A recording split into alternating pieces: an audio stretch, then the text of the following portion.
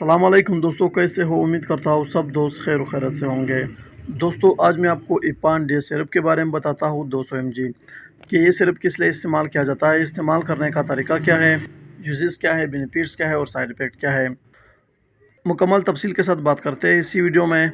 बहुत ही मुख्तसर और बहुत ही सादा लफ्ज़ों में आपको बताता हूँ इस सिरप के बारे में।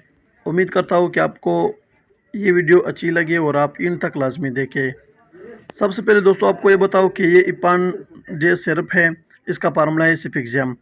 ये इसका सिरप है और ये इसका वाटर है जो जो कि इसमें डालकर तैयार किया जाता है। दोस्तों, इपान जे सिरप एक एंटीबायोटिक सिरप है जो कि बच्चों के लिए बहुत ही मुफीद है। एंटीबायोटिक सिरप वो होते हैं जो कि बहुत सी बीमारियों में इस्तेमाल किया जाता है।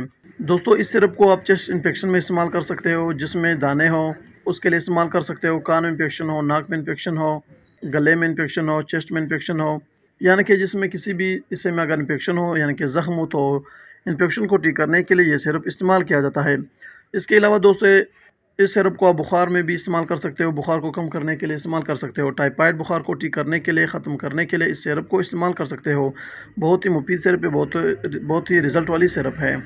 इस्तेमाल करने का तरीका ये है कि 1 चम्मच सुबह और 1 रात को इस्तेमाल कर सकते हो खाना खाने के बाद।